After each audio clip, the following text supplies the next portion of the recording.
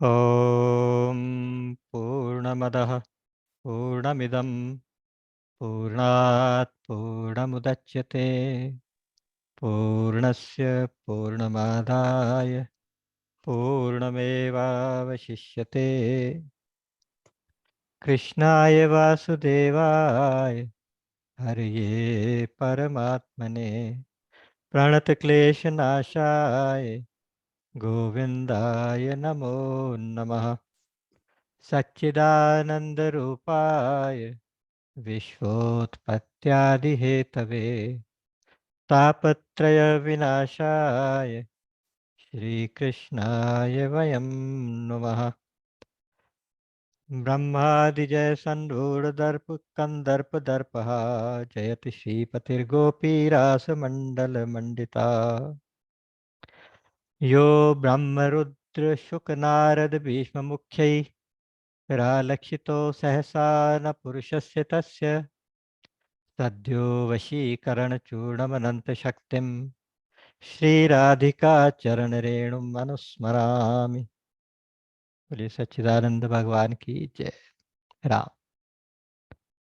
तो आज इस विशेष सत्र में आज आप सबका हार्दिक अभिनंदन, भगवान का कोटि कोटि धन्यवाद। भगवान की कृपा के प्रति हम सब लोग नतमस्तक हैं, जिस कृपा की वजह से हम यहाँ बैठ पाते हैं। और आप सबके हृदय में बैठे हुए भगवान श्री राधा कृष्ण के युगल चरणारविंदों में मेरा कोटि कोटि नमन और आपका हार्दिक अभिनंदन। प्रभा दीदी के आदेश के अनुसार आज ये स्पेशल सत्संग, जिसमें आदेश हुआ था कि रास पंचाध्यायी के बारे में कुछ चर्चा की जाए। तो सबसे पहले तो मैं एक बात बहुत स्पष्ट शब्दों में और बिना किसी लाग लपेट के बताऊं कि मैं इस सब्जेक्ट को उठाने के योग्य तो नहीं हूं। उसकी योग्यता इस टॉपिक पे बात करने के लिए भी बहुत ऊंची अवस्था भजन की चाहिए, जो जिनसे हम तो कोसों दूर हैं।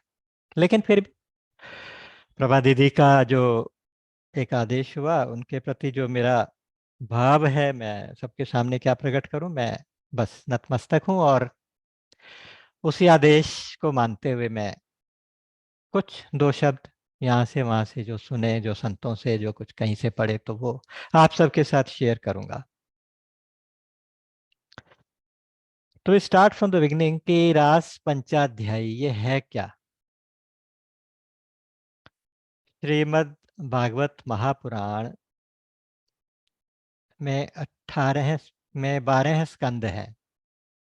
कुल 18 पुराण होते हैं और उसमें से एक मुख्य पुराण जिसका बहुत ज़्यादा प्रचार हुआ है, उसको भागवत पुराण कहते हैं या भागवत महापुराण कहते हैं।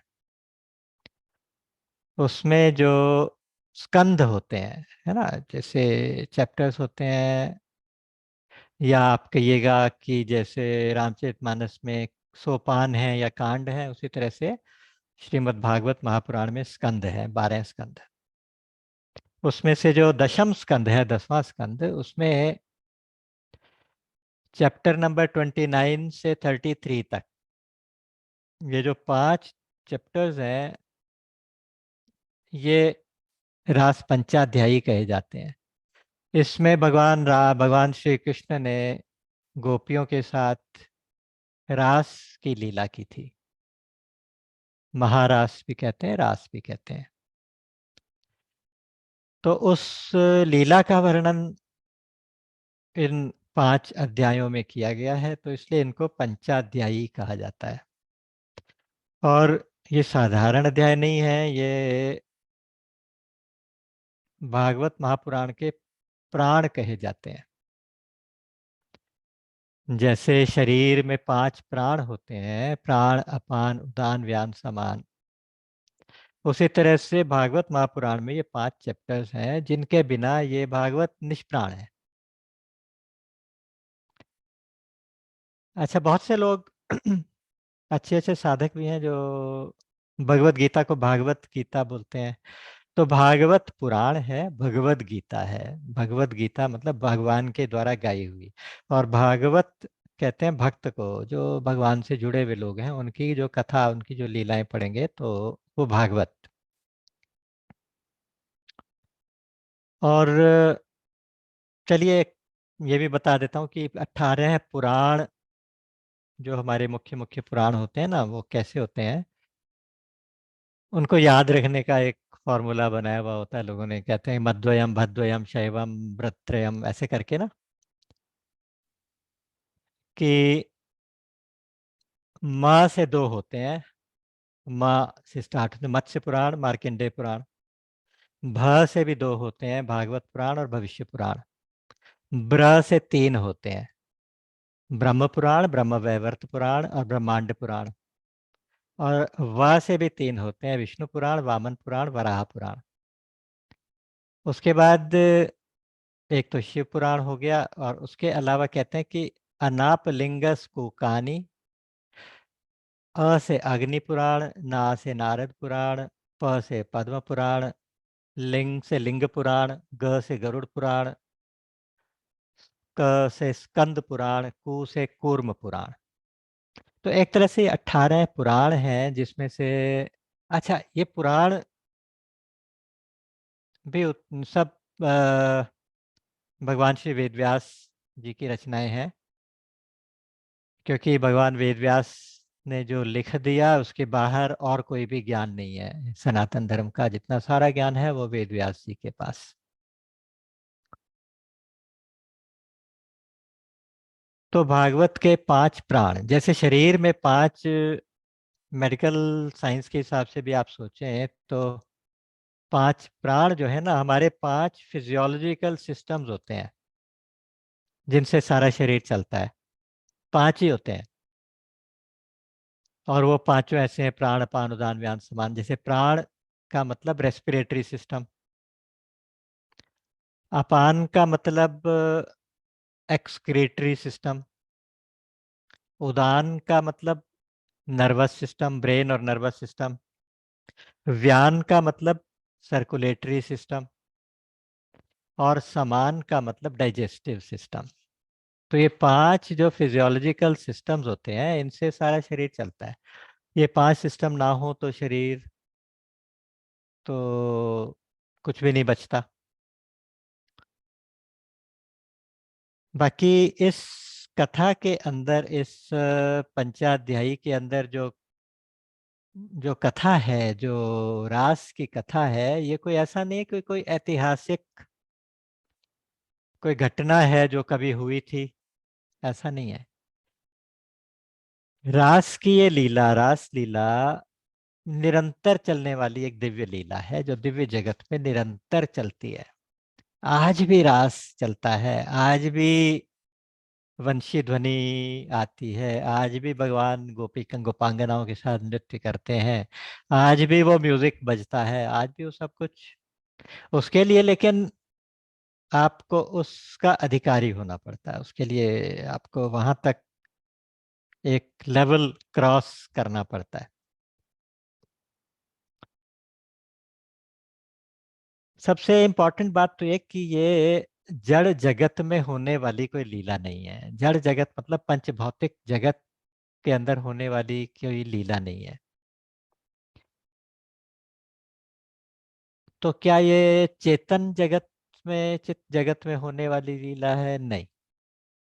आप आश्चर्यचकित हो जाएंगे ये बात, ये स्टेटमेंट सुन के। वास्तव में ये लीला उस जगत में होती है जहां जड़ और चेतन का भेद है ही नहीं।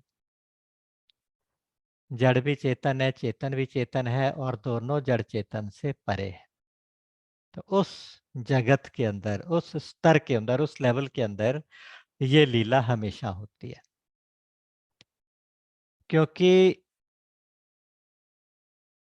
ऐसी जगह पे ये लीला हो रही है तो हम जड़ जगत की तो बात ही छोड़िए, बड़े बड़े जो ज्ञानी विज्ञानी महापुरुष, सिद्ध महापुरुष होते हैं, वो भी इस लीला का दर्शन नहीं कर पाते।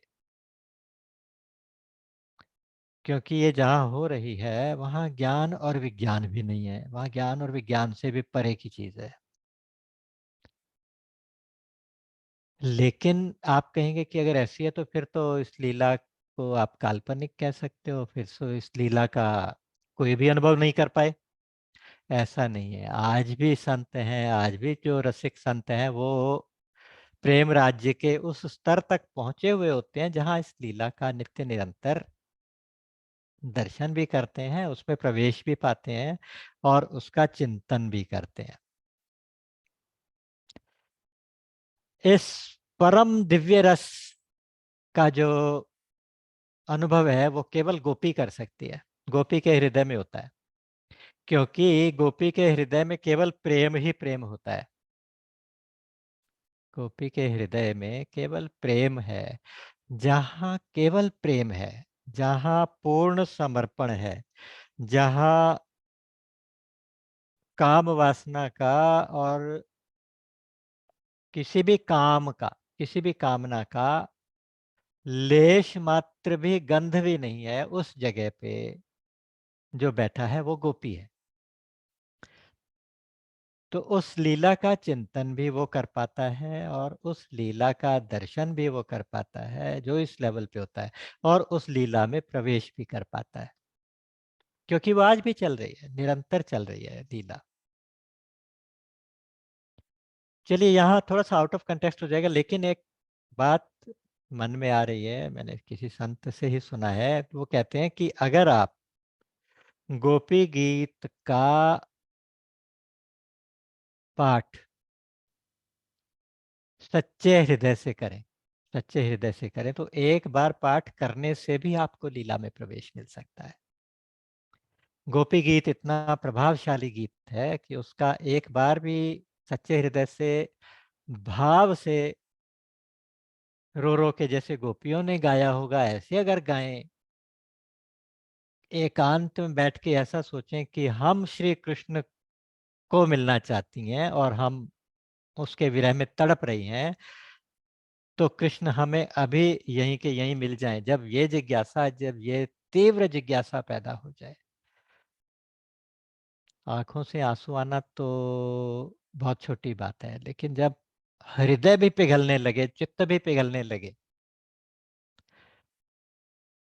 तब आप उस गोपी भाव के कुछ निकट होते हैं।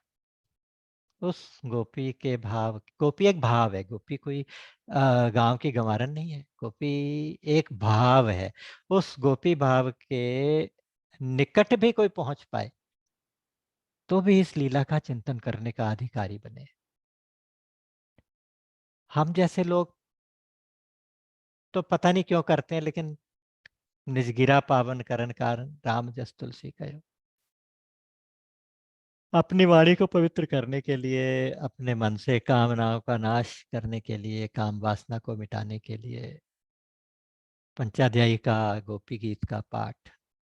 गोपी गीत पंचाध्यायी का एक अध्याय है, आप बीच वाला, दो इधर है दो इधर है, बीच में गोपी गीत है।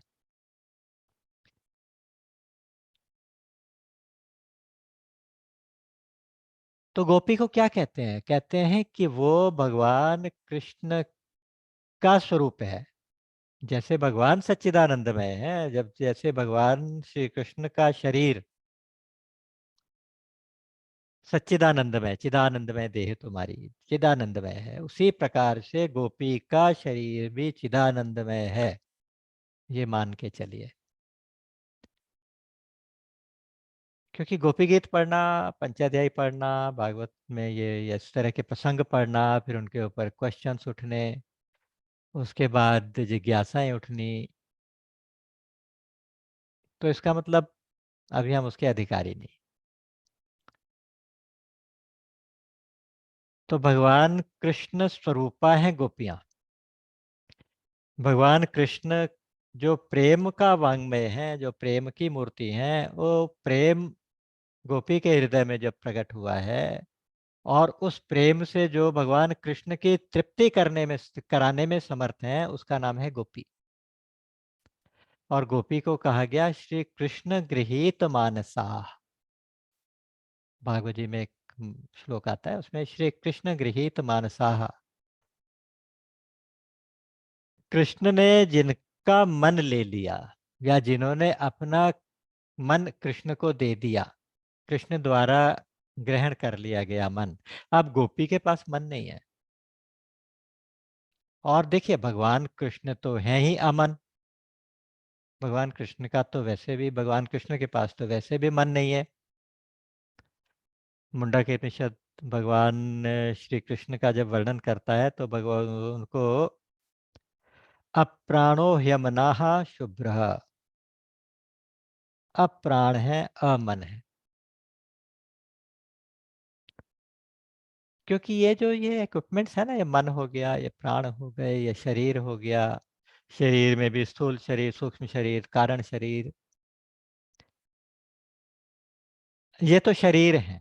ये शरीर सारे पंचभौतिक जगत का पार्ट है, सारे के सारे ये इस जड़ जगत का हिस्सा है। तो इसलिए उस मन से, हमारे इस मन से, जो हमारे पास मन है, हमारे पास जो इंद्रियां हैं, हमारे पास जो बाह्यकरण और अंतःकरण, जो कुछ भी जितने भी उपकरण हैं,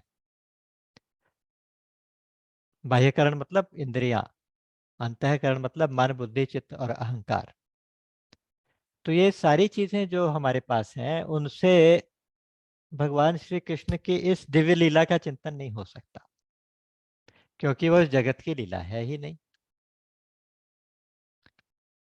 जब तक इस बात को आप दृढ़ता से स्वीकार नहीं करेंगे, तब तक रास पंचाध्यायी का पाठ मत करना। जब तक आप भगवान के अस्तित्व पे भी डाउट करने लगे। मैंने बहुत बड़े बड़े लोग देखे हैं जो भगवान के अस्तित्व को ही कहीं ना कहीं नकार देते हैं। अगर आपके मन में दृढ़ विश्वास है कि भगवान श्री कृष्ण भगवान है, श्री कृष्ण भगवान है, गोपियां भी भगवत रूपा है, भगवत स्वरूपा है, और ये लीला दिव्य लीला है, और जब तक ये बातें दृढ़ नहीं होती, ये नित्य लीला है, ये एक बार हुई लीला नहीं है, नित्य लीला है जो हरदम हो रही है। ये जीव और परमात्मा के मिलन की लीला है, जहाँ जीव परमात्मा में जाके समा जाए, ऐसी लीला है। भक्ति के कई सोपान होते हैं ना, जैसे भक्ति साधन भक्ति होती है,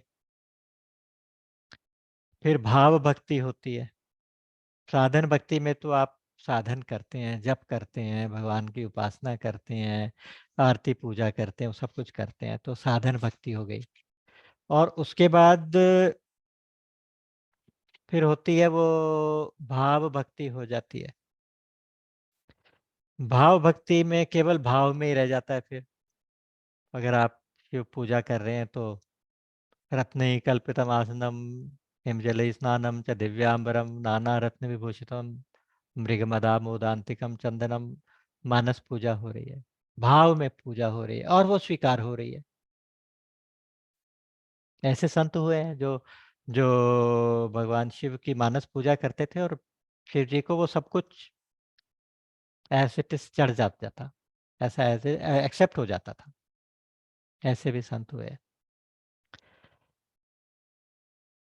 तो भाव भक्ति हो गई। उसके बाद होती है प्रेमा भक्ति। प्रेमा भक्ति में क्या होता है कि प्रेमा भक्ति में तो केवल प्रेम ही प्रेम रह जाता है, उसमें भक्त और भगवान अलग अलग नहीं रह जाते, भक्त और भगवान एक हो जाते हैं। तेरी गली में आकर हरि खो गए हैं दोनों, मैं तुझको ढूंढता हूँ, दिल मुझको ढूंढता है। अब मैं भी खो गया, जैसे पुत्री लौन की सिंधु गई सिंधु थाह लैन, सिंधु थाह गई लेन, गरत गरत वह गल गई, कहीं न पाई कछु बैन।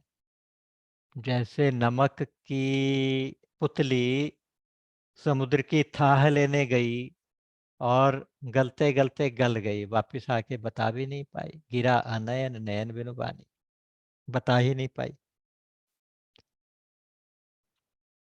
तो जो ये प्रेमा भक्ति की अवस्था है जिसमें श्याम भय प्राण में, प्राण भय कान भय, प्राण में, प्राण भय कान में। ये मैं न जानी परे प्राण है कि कान है, कान्हा है कि प्राण है, पता ही ना चले। कान्हा प्राण में हो गए क्योंकि मेरे प्राण कान्हा में समा गए, और कान्हा मेरे प्राणों में समा गए। अब ये पता नहीं चलता कि प्राण है कि कान्हा है, प्राण है कि श्री कृष्ण है। तो जो ये प्रेमा भक्ति का ये जो सोपान है, ये जो अवस्था है, ये जो स्थिति है जिसमें दूसरा रहा ही नहीं, कौन किससे प्रेम करे, प्रेमी प्रेमास्पद प्रेम एक हो जाए, जहाँ पे सब एक हो जाता है ना, तो उस अवस्था में जो भक्ति होती है, उस भक्ति में और स्वरूप साक्षात्कार में कोई भेद नहीं है।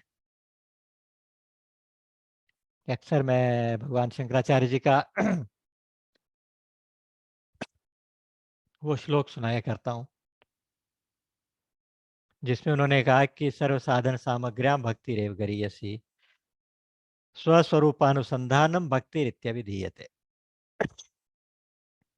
अपने स्वरूप का साक्षात्कार हो जाए उसको असली भक्ति कहते हैं। स्वरूप का साक्षात्कार हो जाए, ये शब्द भी ना समझने के लिए है, लेकिन जब साक्षात्कार किसी का हुआ तो वो फिर ये थोड़ी ना कहेगा कि मुझे स्वरूप का साक्षात्कार हो गया, नहीं कह पाएगा। क्योंकि किसने साक्षात्कार किया, किसका किया, किसने अनुभव किया? भाई मुझे अपना अपने स्वरूप का अनुभव हो गया, मुझे स्वरूप का अनुभव हो गया, मतलब मैं और स्वरूप दो हैं।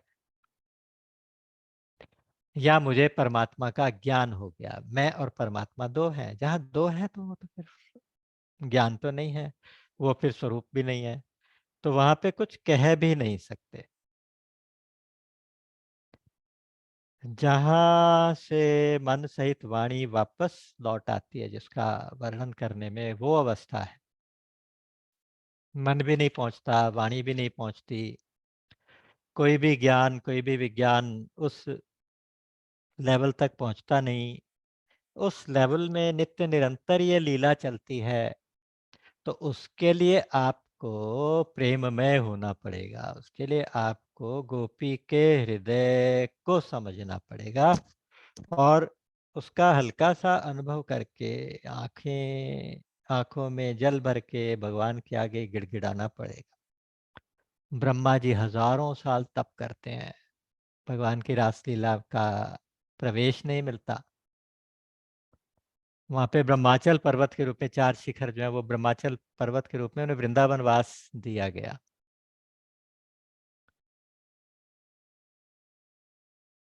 उस लीला की हम बात यहाँ पे कर रहे हैं, उस अवस्था की बात कर रहे हैं। तो वही आता है प्रश्न कि कैसे करेंगे। उस प्रेम में बापूजी कहते थे ना तो दूरी होती है, ना देरी होती है, ना दुराव होता है। बापूजी ने तो 5 पारंगत, कारंगत, नारंगत, सारंगत ऐसे करके ना 5 अवस्थाएं बताई भक्ति की, प्रेम की। और जो 5वीं अवस्था है उसमें प्रेमी प्रेमास्पद और प्रेम एक ही हो जाते हैं, वहां भक्ति भक्त और भगवान एक ही हो जाते हैं। तो जहां एक ही हो जाते हैं वो गोपी भाव है। उस गोपी भाव के आनंद का तो क्या ही कहना। भाव के ऊपर भी राधा भाव, महाभाव, महाभाव में मादन मोदन, वो अलग अलग। हमारे शास्त्रों में आया है कि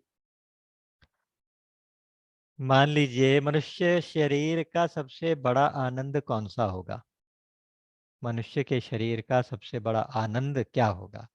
कि युवावस्था हो, जवानी हो, तरुण अवस्था हो, शरीर में पूरी शक्ति हो, शरीर स्वस्थ हो, और बल हो, अथॉरिटी हो, सामर्थ्य हो,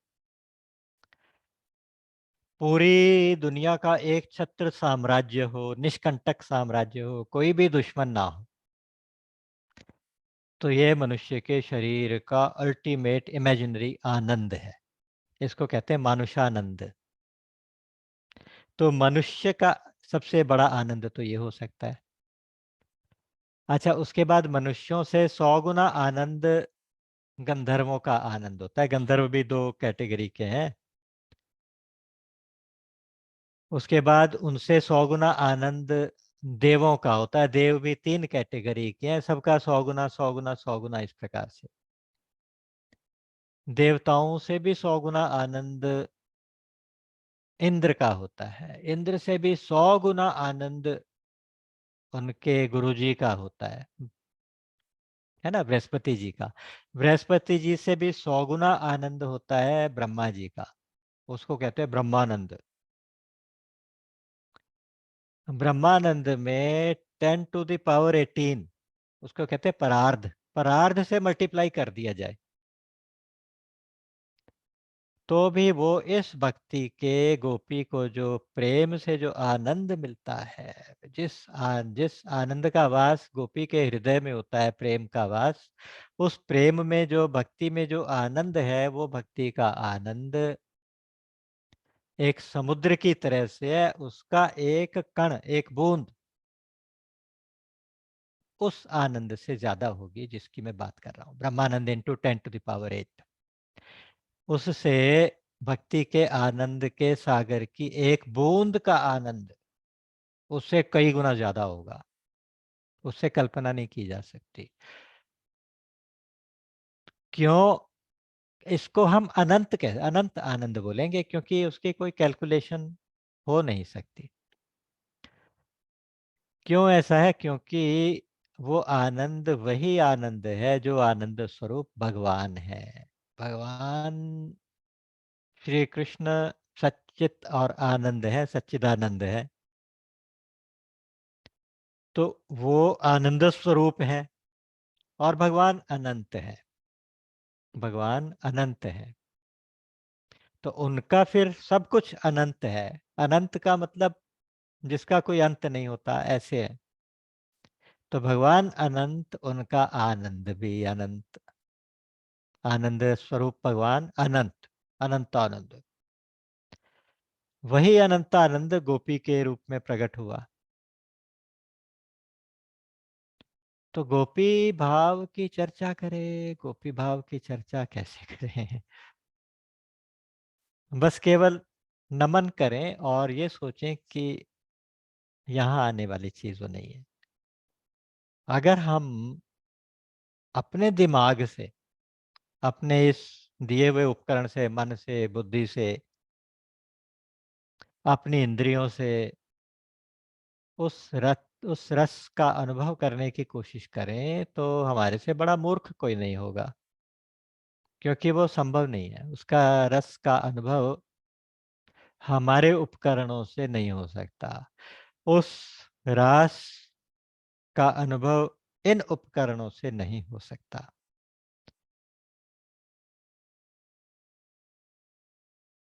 तो ये थोड़ी सी भूमिका इसलिए मैंने बनाई, भूमिका भी बहुत छोटी सी भूमिका बनाई, क्योंकि जब तक हम इस चीज को दृढ़ता से स्वीकार नहीं करेंगे तब तक रास पंचाध्यायी में जाने का हमें कोई अधिकार नहीं होगा।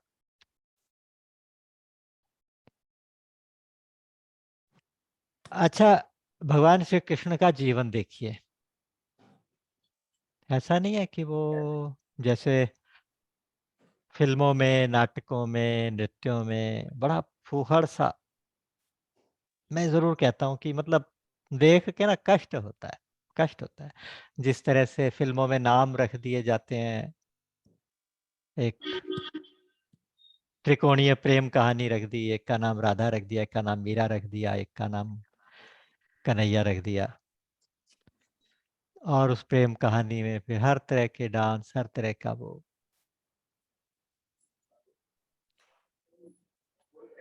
तो उसमें तरस आता है एक्चुअली। बस वही रहता है कि उसके बारे में हम क्या कमेंट करें।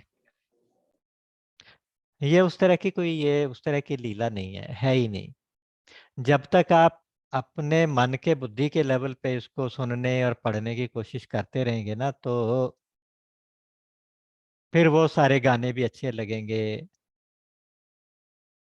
फिर वो सारे नृत्य भी अच्छे लगेंगे, फ़िल्में भी अच्छी लगेंगी। लेकिन अगर आप उस लेवल से थोड़ा-सा ऊपर चले जाएँगे या गहराई में थोड़ा-सा जाने की कोशिश करेंगे, तो फिर आप उनको देख नहीं पाएँगे, आपको अंदर से बेचैनी होने लगेगी। भगवान श्री कृष्ण का जीवन देखिए, ऐसा नहीं है कि डायरेक्ट उन्होंने बस रास शुरू कर दिया, उसके लिए बहुत लंबी तैयारी है। 6 दिन के थे जब पूतना आई थी, आपको याद होगा। अभी छठी हो रही थी, छठी वाले दिन पूतना आ गई थी। पूतना क्या, उसको मारने के लिए, उस बालक को मारने के लिए। पूतना का वध, पूतना का उद्धार भगवान ने किया। ये पूतना क्या है? पूतना असल में वासना है। पूतना अविद्या है। तो सबसे पहले तो अविद्या का नाश, वासना का नाश करना पड़ेगा। रास की पृष्ठभूमि तक जाऊंगा, देखिएगा आप, विचार करते जाइएगा थोड़ा थोड़ा। डिटेल्स हर एक की नहीं बता पाऊंगा क्योंकि समय की मर्यादा। पूतना की कथा आप सबको मालूम है, आई थी, कैसे हुआ था। तो पूतना वासना है। वो विष लगा के, जो विष था वो अपने स्तन पे लगा के दूध पिलाने के बहाने विष पिलाना चाहती थी। तो ये जो सांसारिक वासनाएं विषयों के रूप में हमें आती हैं, ये देखने में दूध जैसी मधुर लगती हैं लेकिन वास्तव में विष पिलाती हैं। तो ये वासना थी, उसका उद्धार पहले हुआ, पहले वासना का नाश। उसके बाद जब श्री कृष्ण ने पहली करवट एक दिन ली थी, तो उत्सव मनाया गया था बहुत बड़ा। पूरे व्रज को इनवाइट किया गया, वृंदावन गोकुल को सबको इनवाइट किया गया था।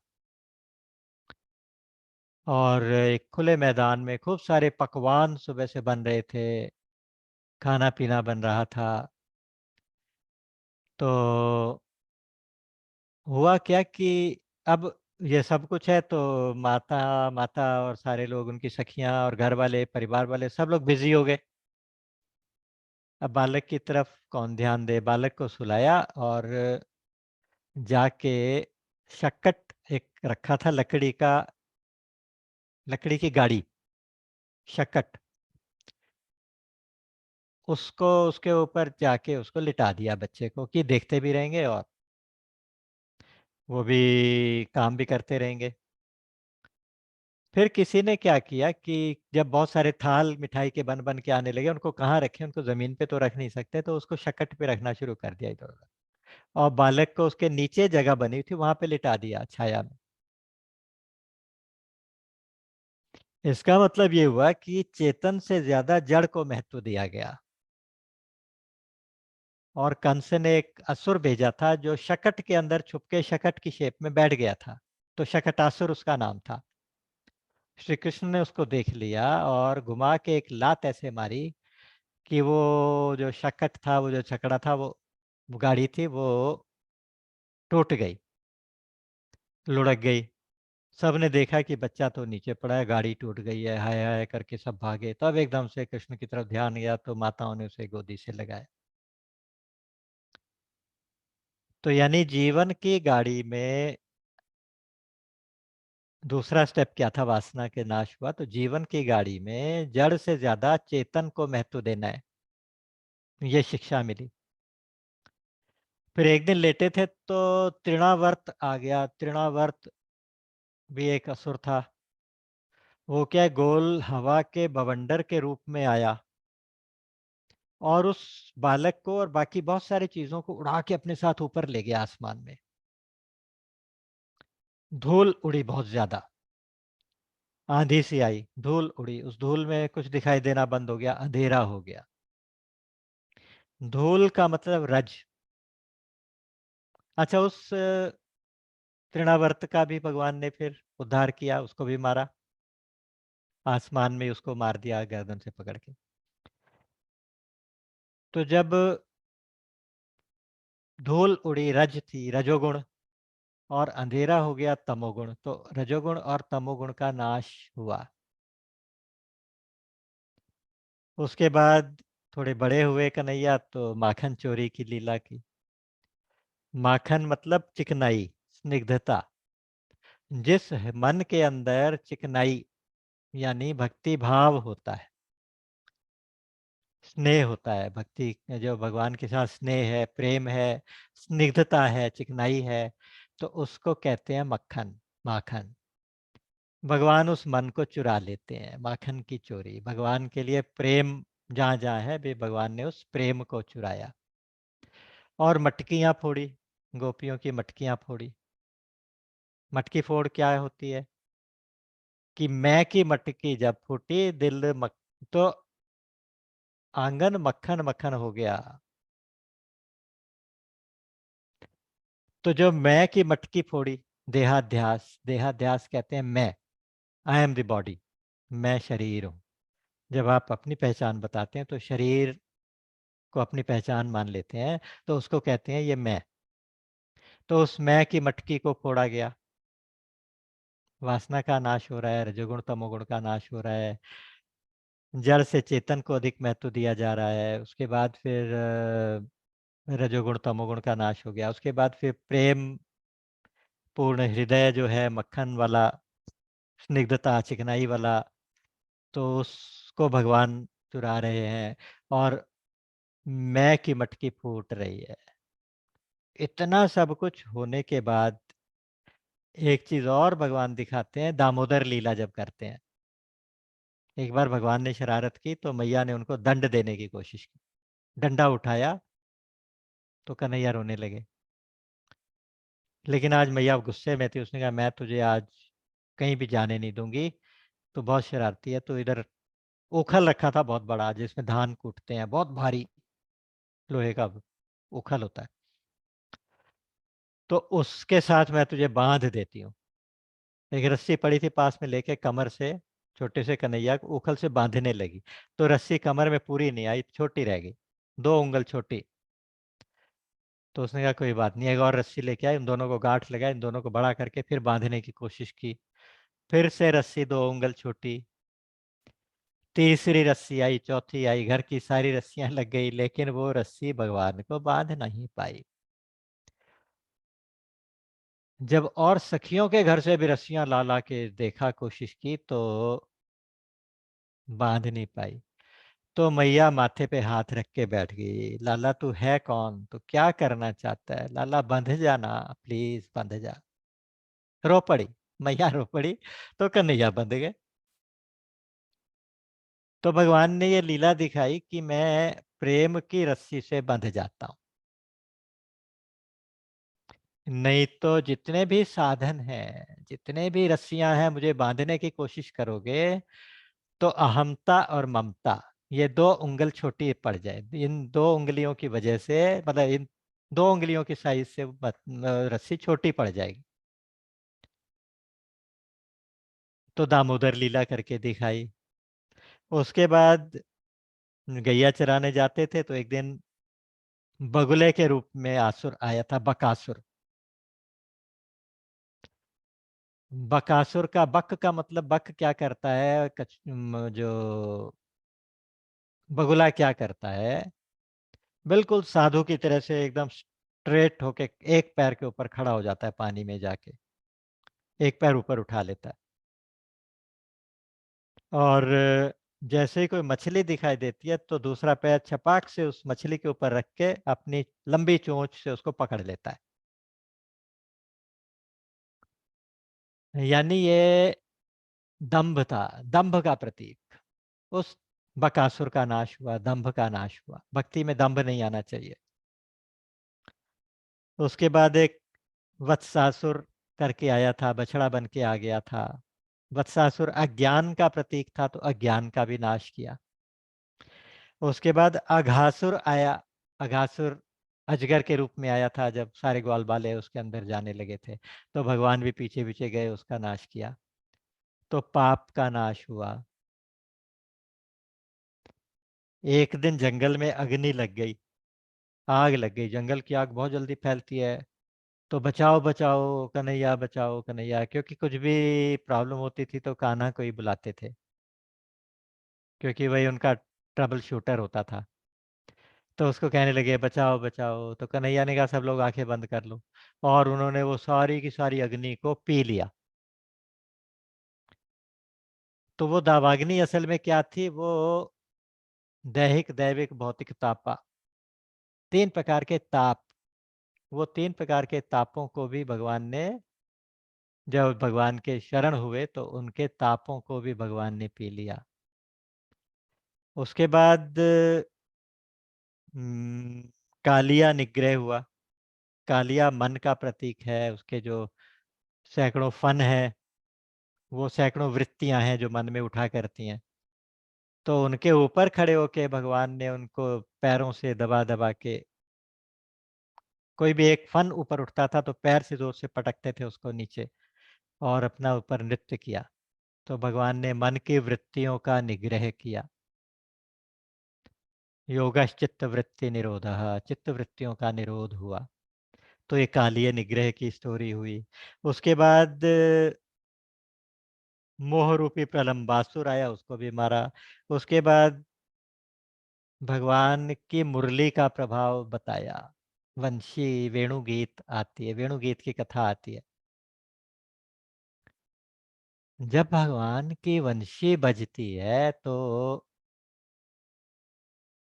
उसका असर तीनों लोकों में होता है। भगवान की जो बांसुरी है, तीनों लोकों में उसका असर होता है। जो समाधि में होते हैं उनकी समाधि छूट जाती है, और जो बेचैन होते हैं उनको समाधि लग जाती है। जो जड़ होते हैं वो चेतन हो जाते हैं, और जो चेतन होते हैं वो जड़ की तरह से देखते रहते हैं। जब भगवान बांसुरी बजाते थे तो गैया आ जाती थी, हिरनिया आ जाती थी, बस भगवान को एकटक देखती रहती थी ऊपर को मुंह करके। मुंह में घास है तो घास मुंह में लटकी रहती थी, लेकिन वो उसको खाना भूल जाती थी। जड़ को चेतन करते, चेतन को जड़ कर दे। जब बांसुरी बजती थी तो यमुना जी का प्रवाह रुक जाता था, और उल्टी दिशा में यमुना जी बहने लगती थी। ब्रह्मा जी की समाधि छूट जाती, ब्रह्मा जी ध्यान लगाना छूट जाते, भूल जाते। भगवान शंकर ध्यान लगाना भूल जाते। तो भगवान की जो बांसुरी बजी, ये बांसुरी क्या है? ये अंदर में बजने वाला, अंदर से सुनाई देने वाला नाद है। वो नाद जो योगी लोग सुना करते हैं, ये वो नाद है।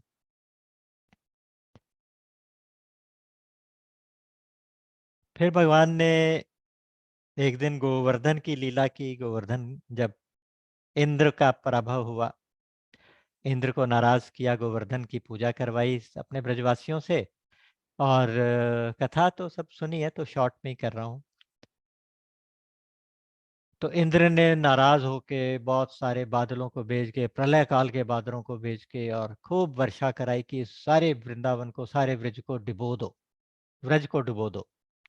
लेकिन भगवान ने गोवर्धन को अपने लेफ्ट हैंड की छोटी उंगली के ऊपर 7 दिन तक ऐसे छतरी की तरह संभाल लिया, और सारे के सारे ब्रजवासियों को उसके नीचे सबकी रक्षा की।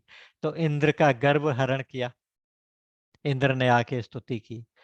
एक बार ग्वाल वाले बछड़े ब्रह्मा जी ने परीक्षा लेने की कोशिश की, तो ब्रह्मा जी का भी गर्व का हरण किया। एक बार वरुण के गर्व का हरण हरण किया। एक बार एकादशी का व्रत था, अगले दिन द्वादशी का पारायण करना था, तो सुबह उठ के गंगा स्नान, यमुना स्नान के लिए नंद बाबा जाने लगे। घड़ी देखी नहीं, रात को अभी 2-2:30 बजे का टाइम था। वो टाइम जाके नहाने लगे यमुना जी में। उस समय नहाना अलाउड नहीं होता, तो वह वरुण उसको, वरुण के जो दूत थे पकड़ के वरुण लोक में ले गए बाबा को। भगवान को पता चला तो भगवान ने जाके वरुण की पराजय करके वरुण से भगवान ने बाबा को छुड़ाया, नंद बाबा को। तो एक तरह से देखिए, अपना ऐश्वर्य दिखा के सबको अपने अनुकूल किया पहले, कि कोई भी बाद में आरोप न लगा सके कि ऐसा क्यों किया, ऐसा क्यों किया। सबको अपने अनुकूल किया, मैया बाबा को, ब्रजवासियों को, इंद्र को, वरुण को, ब्रह्मा को, शंकर जी को। फिर भी आजकल हमारे जैसे फिर भी आरोप लगाते हैं, थोड़ा सा लांछन लगाते हैं कि ये क्या लीला है, ऐसे है वैसे है। उसको बड़े घटिया जोक्स के रूप में भी लेते हैं।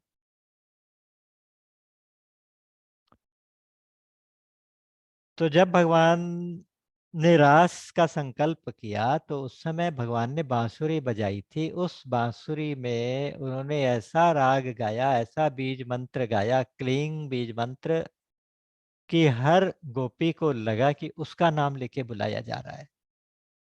हर गोपी ने अपना नाम सुना उसके अंदर कि मुझे निमंत्रण मिला। गोपियां कात्यायनी देवी की पूजा करती थी, भगवान कृष्ण को, वो भगवान कृष्ण को ब्रह्म के रूप में जानती हैं, लेकिन लीला यह है कि वो उसको गुप्त रखती हैं, उनके उस भगवत भाव को गुप्त रखती हैं। गोपी इसलिए कहते हैं।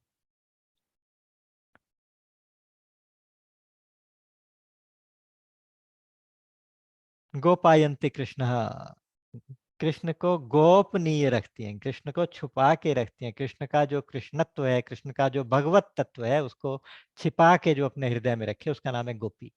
बाहर से लीला दूसरी तरह की करे, उसको कहते हैं गोपी। या गोभिः पिबन्ति कृष्ण रसम, अपनी इंद्रियों से कृष्ण का रस पीती हैं, उसका नाम है गोपी। कृष्ण रूपी रस। भगवान कृष्ण क्या है? उपनिषद कहते हैं, वेद कहते हैं, रसो वही सह, वो रस ही है। भगवान कृष्ण क्या है? भगवान रस है। और उस रस का पान केवल गोपियां करती हैं। गो पी, जो गो मतलब इंद्रियां, गो से जो पिए, इंद्रियों से जो भगवत रस पिए, उसका नाम है गोपी। कृष्ण रस पिए, उसका नाम है गोपी। और भगवान जब है ही रस, रस रूप है, रसो वही सह,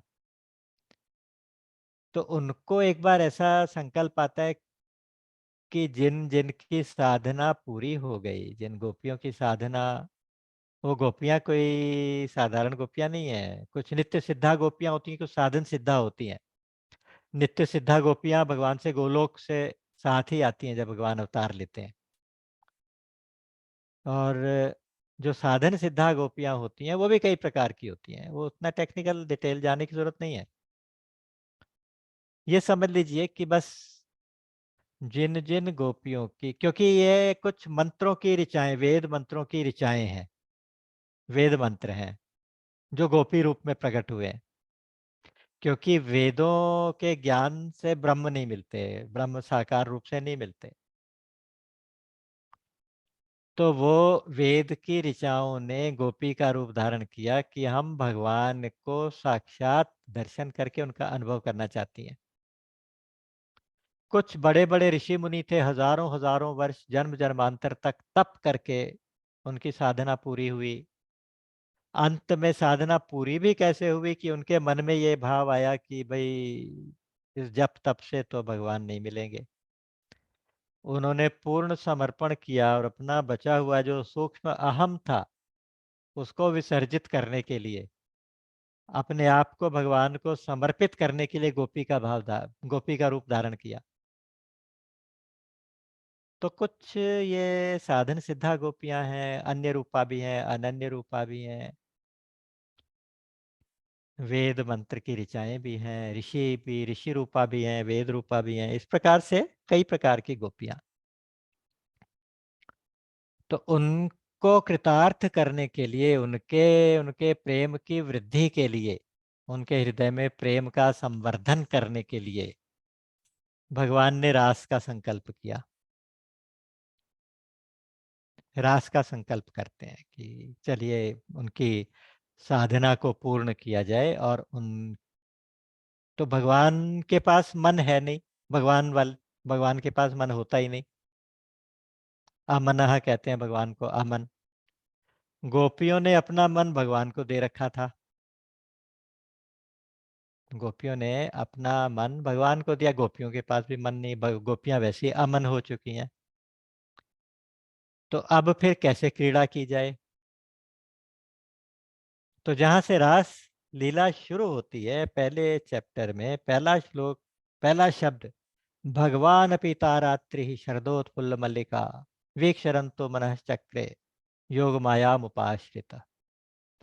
भगवान योग माया का सहारा लेते हैं, उनकी जो शक्ति है योग माया वो उनके सारे इंतजाम करती है। उन्होंने एक नए मन की रचना की योग माया के माध्यम से। उन्होंने रास मंडल की रचना की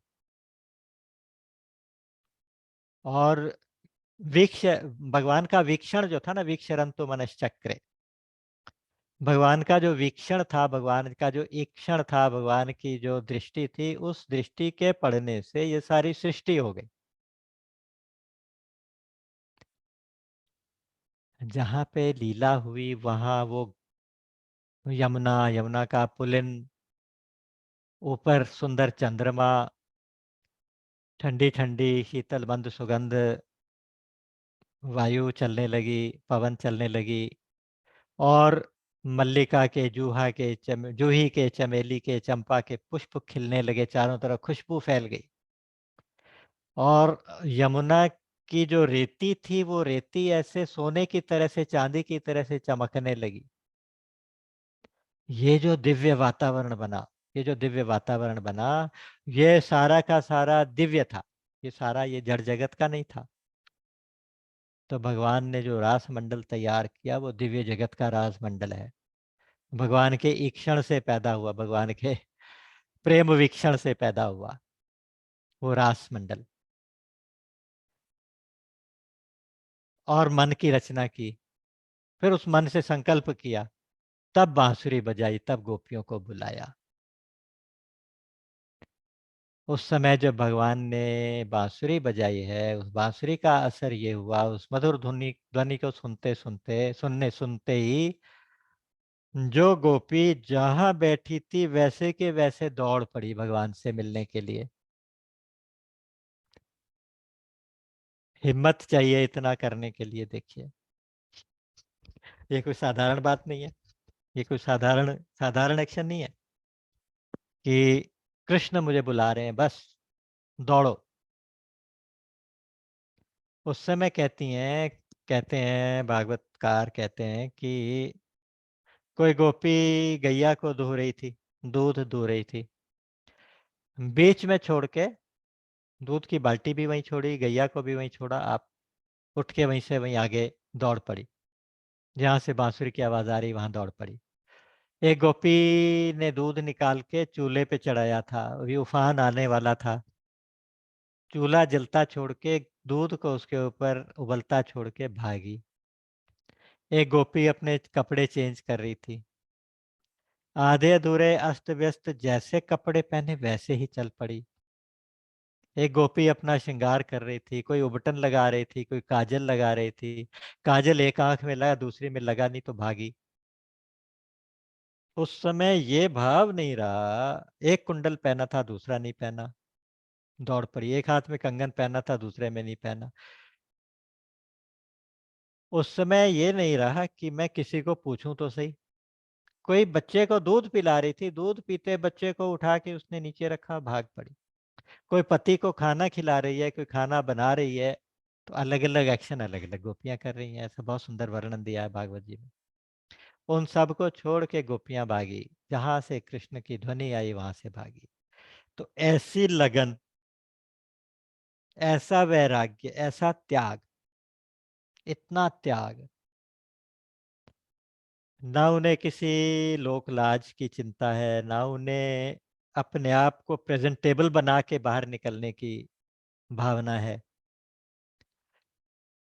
क्योंकि वो इन तीनों शरीरों से ऊपर उठ चुकी हैं। गोपी क्या है? गोपी जो तीनों शरीरों से परे एक तत्व है, वो तत्व गोपी तो है। वो तत्व जो श्री कृष्ण तत्व है वही गोपी है।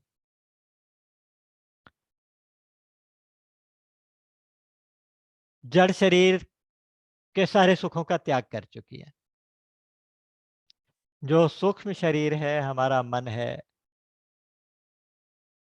वो जो स्वर्ग की कामना करता है, उस स्वर्ग के लोभ को भी छोड़ चुकी है।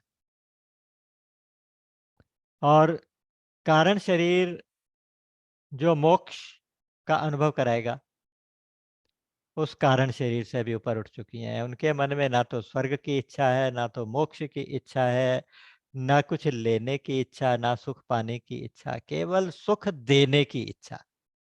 तत्सुख सुखित्वम, नारद जी कहते हैं भगवान को सुख देने की केवल कामना है, वो है गोपी। एक कथा बड़ी सुंदर मुझे याद आ रही है कि एक बार भगवान ना जब द्वारका में थे तो रात को सोते सोते हाँ राधा, हाँ राधा, राधिके ऐसे याद किया करते थे। जब बात जाग भी जाते तो भी ब्रजांगनाओं को याद करते, गोपांगनाओं को याद करते थे कि उनका कितना प्रेम था।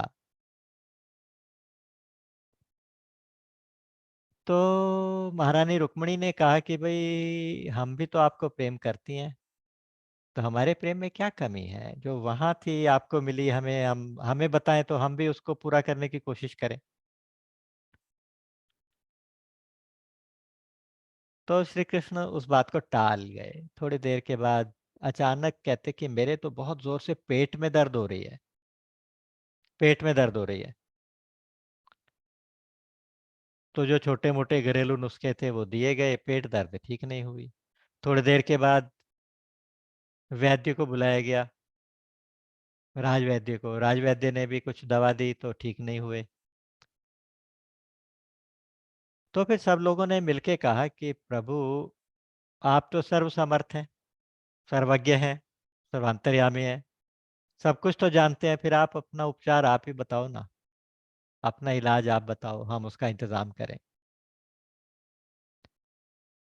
तब तक नारद जी भी आ गए थे, महारानियां भी वहीं थीं, सब लोग थे। तो भगवान बोले कि है तो सही, एक उपचार तो है लेकिन थोड़ा सा कठिन है। उपचार यह है कि अगर कोई मुझे प्रेम करने वाला, मेरी भक्ति करने वाला अपने चरणों की रज, चरणों की धूल मुझे दे दे, तो मैं उसे पानी के साथ, गंगा जल के साथ ले लूं, यमुना जल के साथ ले लूं, तो मेरा पेट दर्द ठीक होगा। तो महारानियों की तरफ देखा, भाई तुम तो हमें प्रेम करती हो, तो एकदम से पीछे हट गई कि अरे राम राम राम, ऐसी ऐसी खतरनाक बात करते हो, ऐसी भयंकर बात कि हम अपने चरणों की रज आपको पान करने के लिए कैसे दे सकते हैं? हमें तो घोर नरकों में भी जगह ना मिले, ऐसा पाप, इतना महापाप, आपको हम कैसे चरण रज दे दें? नारद जी से बोले कि आप ही दे दो। नारद जी बोले नारायण नारायण, ये क्या बात हुई, हम कैसे दे सकते हैं? तो जितने भी लोग थे सब लोग इस बात से डर गए कि भाई भगवान को अपनी चरण रज दी तो भगवान की बेइज्जती हो गई, भगवान मतलब ये तो बड़ी भयंकर बात हो गई, इतना बड़ा पाप कौन करे। तब उन्होंने कहा नारद जी को, नारद भैया तुम जरा एक बार व्रज में भी हुआ हो, चक्कर काटा हो, वहां गोपियां होती हैं, वहां उनसे पूछ के देख लो, वो भी मुझे बहुत प्रेम करती थी। जैसे नारद जी पहुंचे, गोपियों ने घेर लिया कि आप कहाँ से आए हैं? बोले कि मैं द्वारका से आ रहा हूँ। द्वारका से? हमारे ठाकुर जी कैसे हैं, हमारे कृष्ण कैसे हैं, कन्हैया कैसे हैं? सब लोगों ने घेर लिया। बोले कि वैसे तो खूब मजे में है लेकिन आज थोड़ी तबीयत नासाज है, क्या हो गया? पूछने लगी, चिंता होने लगी। तो बोले कि पेट में दर्द है लेकिन उसका उपचार यह है कि अगर उनका कोई प्रेम करने वाला अपने चरण रज दे दे तो उसको वो पान करें। तो उन्होंने गोपियों से पूछा कि आप भी तो कृष्ण से प्रेम करती हो ना? तो सारी की सारी गोपियां ऐसे घेरा लगा के नारद जी के चार दोनों तरफ से पैर आगे करके बैठ गई कि आप जल्दी से हमारी रज लेके जाओ और हमारे ठाकुर को दे दो, जल्दी करो, उनका कष्ट दूर होना चाहिए। तो नारद जी बोले आप समझ रही हो क्या कहती हो, क्या कह रही हो? समझ भी रही हो? घोर नरकों में जाना पड़ेगा, अपनी चरण रज ठाकुर को दे रही हो। तो बोली अरे नारद जी, ये तो बाद में देखी जाएगी ना, मेरे कृष्ण ठीक हो जाए तो मुझे तो लाखों करोड़ों जन्मों तक भी नरक में रहना पड़े तो मंजूर। तो ये जो तत्सुख सुखित्वम वाला भाव है ना, ये गोपी भाव है, ये गोपी भाव है। उस गोपी के हृदय में रासलीला होती है, उस गोपी को रासलीला में प्रवेश मिलता है, उस गोपी को भगवान का निमंत्रण मिलता है। तो भगवान ने जब बांसुरी बजाई तो गोपी को निमंत्रण मिला, गोपियां भागी हैं, अस्त व्यस्त जैसी भी हैं वैसी की वैसी। हम आज की अवस्था में जैसे हैं वैसे के वैसे भगवान को समर्पित हो जाएं, भगवान के आगे जाके खड़े हो जाएं। वो सारी भगवान के पास जाके खड़ी हो गई। ये जो त्याग की पराकाष्ठा, ये जो वैराग्य की पराकाष्ठा है, इसी का नाम है प्रेम, इसी का नाम है गोपी प्रेम, इसी का नाम है गोपी भाव, जिसमें त्याग की पराकाष्ठा है, वैराग्य की पराकाष्ठा है। अपने हम कैसे लगते हैं इस बात की कोई चिंता ही नहीं।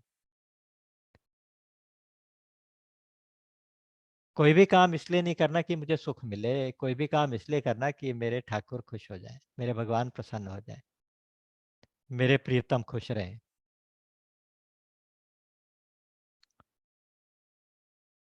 गोपी जो राधा रानी को कहती हैं, तुम लालन संग मुदित विराजो मोहे करो मुख चंद चकोरी। हम आपको देखती रहे, आप खुश रहो, आबाद रहो, प्रसन्न रहो। बस आप लाल जी के साथ बैठी रहो, हम आपको देखती रहे। तो जहाँ ये भाव है, देने का भाव है, लेने का कोई भाव नहीं है, तो वो गोपियां हैं। उन सबको, जो सारी जब भगवान कृष्ण के आगे जाके खड़ी हो गई, तो कृष्ण ने कहा, स्वागतम वो महाभागा, ये भाग्यवान गोपियों तुम्हारा स्वागत है। बताइए मैं आपके लिए क्या सेवा कर सकता हूँ, आप कैसे आई हो इस समय? रात का समय है और तुम अपने पतियों को, बच्चों को, परिवार वालों को छोड़ के इस एकांत में, घोर जंगल में रात के समय आई हो। तो तुम्हें तो इस समय परिवार के साथ होना चाहिए था, अपने पतियों के साथ होना चाहिए था। क्योंकि जो विवाहिता गोपियां हैं, तुम्हारा तो धर्म है पति की सेवा करना, तुम कैसे आ गई हो? गोपियां कहती हैं कि हमें अब धर्म का पाठ मत पढ़ाओ, खुद ही तो बुलाया, खुद ही तो अब परीक्षा ले रहे हो, खुद ही कह रहे हो क्यों आई हो। अब हमें और मत तरसाओ, हम आप सब कुछ, सारी बेड़ियां तोड़ के आपके पास आ गई हैं, बस अब आप हमें स्वीकार करो। दीदी मैं कहीं जा रही थी। हाँ। आप अच्छा, पहले तेरी मम्मी को राम पकड़ा दी ऊपर से। राम राम राम। राधे। हाँ, तो श्री राधे। उन्होंने कहा कि आप हमें अब इस अवस्था में मत छोड़ो, यहाँ पे अकेला आप छोड़ के भी मत जाओ। सारी दुनिया को छोड़ के आपके पास आ गई और आप हमें स्वीकार नहीं करोगे तो फिर हम कहाँ जाएंगे? क्योंकि भगवान ने कहा, सर्वधर्मान परित्यज्य मामेकम शरणम व्रज, सारे धर्मों को त्याग के केवल मेरी शरण में आ जा। गोपियां सारे धर्मों को त्याग, सारे धर्मों का जो त्याग है, सर्वधर्म परित्याग, ये जो है उसको स्वधर्म मानती है कि यही हमारा धर्म है। सारे धर्मों का त्याग और भगवान कृष्ण को समर्पण, यही हमारा धर्म है, यही हमारा स्वधर्म है, यही हमारा कर्तव्य है, यही हमारा कर्तव्य है।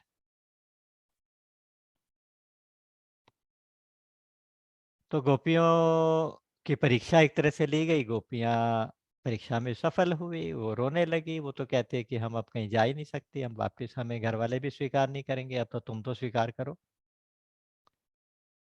तो उसके बाद वहाँ पे भगवान की रास क्रीड़ा प्रारंभ हुई है। और 3 प्रकार का रास का ध्यान है, आप जो लोग इंटरेस्टेड हैं, 3 प्रकार का ध्यान है। गोपियां ऐसे गोल राउंड लगा के खड़ी हो गई है। भगवान कृष्ण अनेक रूपों में प्रकट हुए, दो दो गोपियों के बीच में जाके खड़े हो गए चारों तरफ। और एक एक हाथ साइड वाली गोपियों के कंधे पे रख लिया। मतलब एक हाथ राइट साइड वाली गोपी के कंधे पे, एक हाथ लेफ्ट साइड वाली गोपी के कंधे पे। गोपी के बाद फिर कृष्ण है, फिर उनका एक हाथ यहाँ एक हाथ, इस तरह से फिर गोल गोल घूम के नृत्य हो रहा है। दूसरा ध्यान ऐसे है कि भगवान श्री कृष्ण बीच में खड़े हैं, सेंटर में, और चारों तरफ गोपियां गोल गोल घूम रही हैं। लेकिन हर गोपी को ऐसा लगता है कि कृष्ण मेरी ओर देख रहे हैं,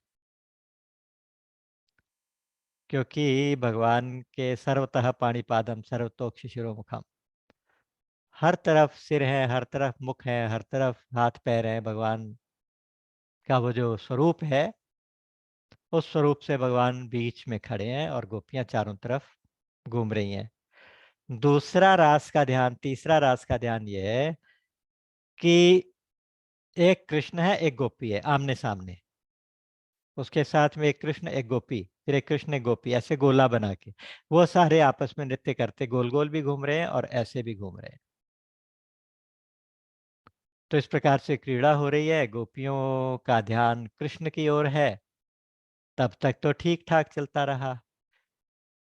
फिर उसमें उस क्रीड़ा में इतना आनंद आया, उस नृत्य में इतना आनंद आया कि गोपी का ध्यान कृष्ण से हटके अपनी तरफ चला गया। मैं कितनी सौभाग्यशालिनी हूँ। और देखो, कृष्ण तो मेरे साथ नाच रहे हैं, मेरे साथ मेरे इशारों पे नाच रहे हैं, जैसे मैं नाचती हूँ वैसे ये भी नाचता है। एक तरह का सूक्ष्म अभिमान या मन में आ गया, अपनी तरफ दृष्टि चली गई। जैसे भगवान की तरफ से दृष्टि हट के कहीं और चली जाती है, तो कृष्ण अंतर्धान हो जाते हैं, गायब हो जाते हैं। कृष्ण के गायब होते ही गोपियां व्याकुल होकर उन्हें ढूंढने निकलती हैं, ढूंढती हैं, चारों तरफ ढूंढती हैं, कहीं मिलते नहीं। फिर हर एक से पूछती हैं, बड़े बड़े वृक्षों से पूछती हैं। आम के पेड़ लगे हैं, कटहल के लगे हैं, बरगद के लगे, बड़े बड़े वृक्ष जो है सबसे पूछती हैं कि आप बताओ कृष्ण कहाँ मिलेगा। छोटे छोटे पौधों से पूछती हैं, तुलसी से पूछती हैं, यमुना के जल से पूछती, यमुना महारानी से पूछती हैं। और जितने भी वृक्ष लताएं जितनी भी थी उन सब से पूछती हैं कि कृष्ण कहाँ मिलेंगे, कहाँ मिलेंगे। फिर हिरनियाँ दिखती हैं, उनसे पूछते हैं।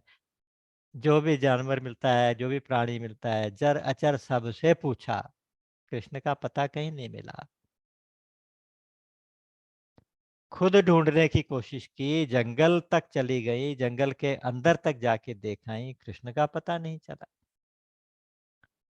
एक जगह थोड़े उनको चरण चिन्ह दिखाई दिए, जिससे उन्हें अंदाजा लगा कि कृष्ण के साथ एक कोई और गोपी भी जरूर है, जरूर वो राधा ही होगी।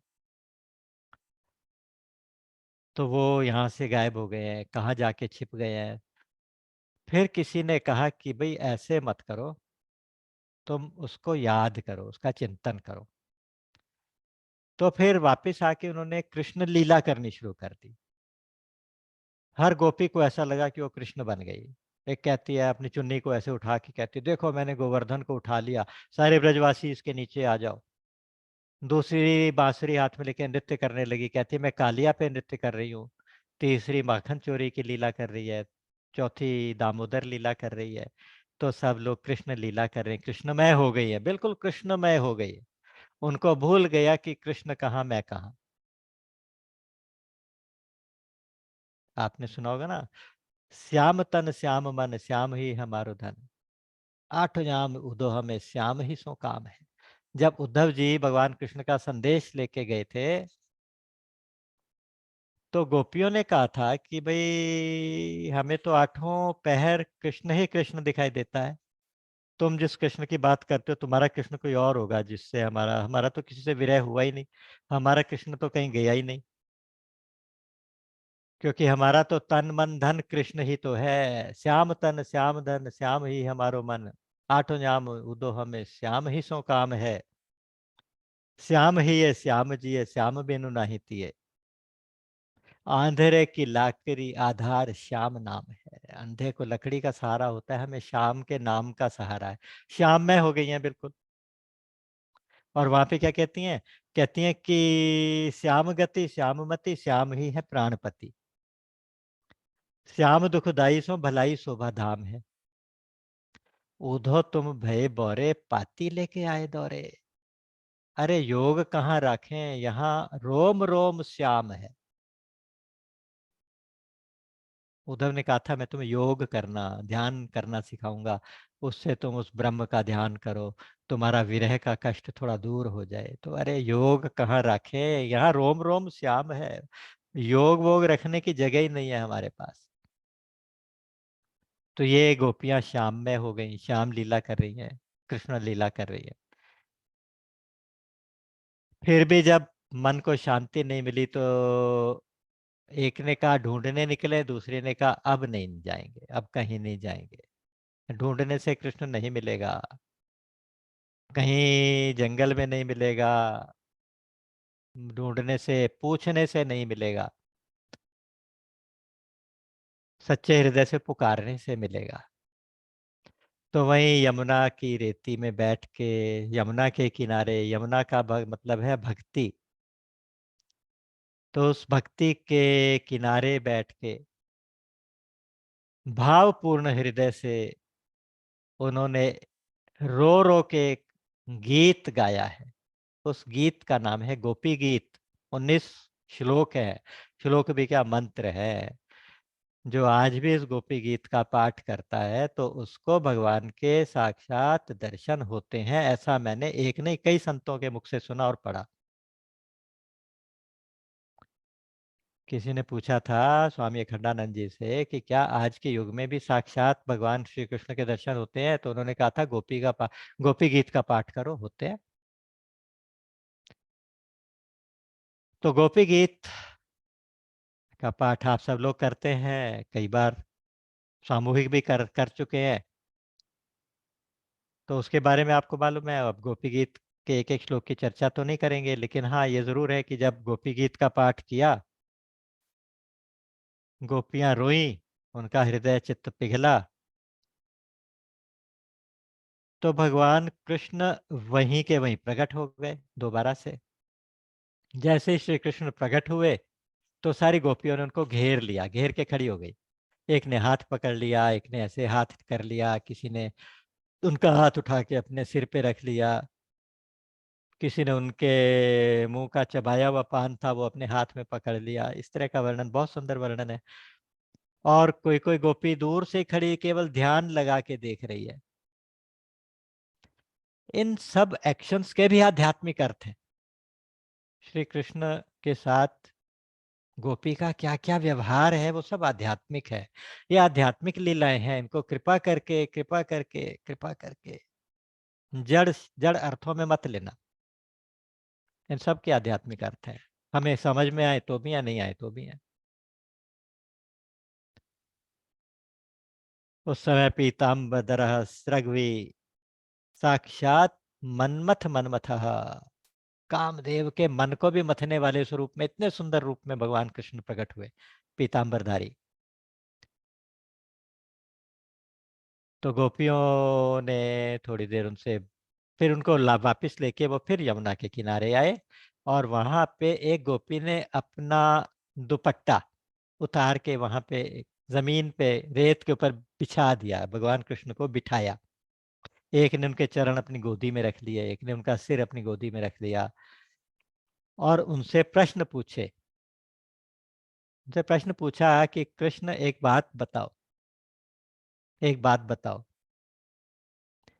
दुनिया में 3 तरह के लोग होते हैं। एक तो वो होते हैं जो प्रेम करने वालों से प्रेम करते हैं, प्रेम ना करने वालों से प्रेम नहीं करते। दूसरे वो होते हैं जो प्रेम करने वालों से भी प्रेम करते हैं, ना करने वालों से भी प्रेम करते हैं, सबसे प्रेम करते हैं। तीसरे वो लोग होते हैं जो किसी से भी प्रेम नहीं करते। इनडायरेक्टली वो यही कहना चाहती है कृष्ण को। तो अब श्याम सुंदर ये बताओ कि तुम इन तीनों में से कौन से हो। तो कृष्ण ने बड़ा सुंदर जवाब दिया है वहां पे, प्रश्नोत्तर बहुत सुंदर है, आप सबको पढ़ने चाहिए। तो 32वें चैप्टर में लास्ट में आएगा ये वाला प्रसंग। तो कृष्ण ने कहा कि जो प्रेम करने वालों से प्रेम करे, ना करने वालों से ना करे, तो ये प्रेम थोड़ी हुआ, ये तो व्यापार हुआ, ये तो स्वार्थ हुआ। मैं स्वार्थी नहीं हूं। मैं ऐसा नहीं हूँ। दूसरा, जो प्रेम करने वालों से भी प्रेम करे, ना करने वालों से भी करे, ऐसे तो बस माँ-बाप हो सकते हैं या कोई बहुत बड़े संत सिद्ध महापुरुष हो सकते हैं, मैं ऐसा भी नहीं हूँ। तीसरा ये है कि जो किसी से भी प्रेम ना करे। तो ऐसे लोग भी कुछ अलग-अलग होते हैं, जैसे किसी-किसी में द्वैत भाव मिट गया। एक ही तत्व में दृष्टि चली गई, दूसरा तत्व गायब ही हो गया कि अद्वैत में स्थित हो गए बिल्कुल। जब दूसरा है ही नहीं तो प्रेम किससे करें या किससे ना करें? तो ऐसे लोग किसी से प्रेम नहीं करते। दूसरे लोग वो होते हैं जो उनके अंदर द्वैत तो है लेकिन कृतकृत्य हो चुके हैं वो, सिद्ध हो चुके हैं। तो इसलिए वो उन लफड़ों में पड़ते ही नहीं। तीसरे वो लोग होते हैं जो जानते ही नहीं कि उनसे कोई प्रेम करता है, तो वो किससे प्रेम करे? चौथे वो लोग होते हैं जो प्रेम मैं जो हूँ, मैं वो हूँ, जो प्रेम की वृद्धि के लिए, भाव की वृद्धि के लिए कभी मिलता हूँ, कभी छिप जाता हूँ। कभी प्रकट होता हूँ, कभी अंतर्धान हो जाता हूँ। तो वो इसलिए कभी संयोग देता हूँ, कभी वियोग देता हूँ, कभी विरह देता हूँ, कभी मिलन का सुख देता हूँ, ताकि आपका भाव निरंतर बना रहे। और हे गोपियों, आपने गृहस्थ की जिन बेड़ियों को मेरे प्रेम के कारण तोड़ डाला है, उन बेड़ियों को तो बड़े-बड़े योगी तपस्वी भी नहीं तोड़ सकते। तो मैं तो अनेकों जन्म लेके भी आपका ऋण नहीं उतार सकता। आपके इस प्रेम के उपकार, प्रेम का प्रत्युपकार, प्रेम का बदला मैं दे ही नहीं सकता। तो इसलिए मैं गोपियों तुम्हारा हमेशा के लिए ऋणी हो गया हूँ। न पार्येऽहं निर्वद्य संयुजां स्वसाधु कृत्यं विबुधा शापिव। या माम भजन दुर्जर गेह श्रृंखला संवृश्य तद्वः प्रतियातु साधुना। गोपियों के प्रेम का इतना सुंदर उत्तर भगवान ने दिया, जैसे भगवान राम ने हनुमान जी का था, सुन सुत तो ही उरन में नाही, देख्यो करि विचार मन माहि। हे हनुमान, मैं तुम्हारे से उऋण हो ही नहीं सकता। मैंने खूब विचार करके देखा, मैं तुम्हारा बदला चुका नहीं सकता सेवा का। तो ऐसे ही आज श्री कृष्ण ने गोपियों को प्रसन्न किया। उसके बाद दोबारा से एक बार फिर से रास क्रीड़ा का आयोजन हुआ और अब की बार रेती में भी नृत्य हुआ, जल क्रीड़ा भी हुई। ये सब होते-होते जब सवेरा होने लगा तो सब गोपियाँ अपने-अपने घर वापस गई और मज़ेदार बात ये है कि भगवान की माया ने उनके घर वालों को ऐसा प्रभाव डाला कि उन्हें ये महसूस ही नहीं हुआ कि गोपियाँ कहीं गई भी है। तो इसलिए किसी ने भी उनके ऊपर ना कोई लांछन लगाया, ना कोई उनसे प्रश्न किया और इस प्रकार से ये लीला को भगवान ने अंजाम दिया। और एक बात जो शुरू में हमारी हो रही थी वो ये थी कि मैंने ऐसा सुना है संतों से कि एक्चुअली जो हार्ट डिज़ीज़ होती है ना, तो उनका इलाज भी यही है कि आप रास पंचाध्यायी का मूल पाठ, संस्कृत पाठ जो होता है ना, श्लोकों का अर्थ पढ़ना, डिस्कस करना, ये तो है ही अच्छी बात है, ये भी अच्छी बात है। लेकिन मूल पाठ करें और उस पाठ करने से भी हृदय के रोग दूर होते हैं। भगवान के कर्मों का चिंतन, ये स्वामी अखंडानंद जी की बात याद आ रही है कि भगवान के कर्मों का चिंतन करने से आपके कर्म बंधन का नाश होता है। भगवान की माया का चिंतन करने से माया का प्रभाव नहीं होता और भगवान की काम क्रीड़ा को पढ़ने से, ये काम क्रीड़ा अगर आप अपनी भाषा में कहें तो उससे आपकी काम वासना का नाश होता है। तो ये छोटी सी चर्चा आज के इस स्पेशल प्रोग्राम में विशेष सत्र में दीदी की कृपा से, दीदी के आदेश से संपन्न हुई। इसका कोई एंड तो है नहीं, है ना? अगर आप एक-एक श्लोक को लेके भी चर्चा करने लगे तो कई-कई दिन तक चर्चा कर सकते हैं। लेकिन मैं चाहता था कि एक रूपरेखा रास पंचाध्यायी क्या है, कैसे है, उसमें क्या लीला हुई है, कैसी हुई है और उन लीलाओं का क्या आध्यात्मिक अर्थ हो सकता है। तो इस विषय को लेके आज हमने थोड़ी देर अपनी वाणी को पवित्र करने के लिए, अपने अंतःकरण को पवित्र करने के लिए कुछ थोड़ी-सी चर्चा की। नहीं तो राम अमित गुण सागर, थाह कि पावहि कोई। संतन सन जस किछु सुनेउ, तुम ही सुनायऊ सोई। बोलिए सच्चिदानंद भगवान की जय। राम।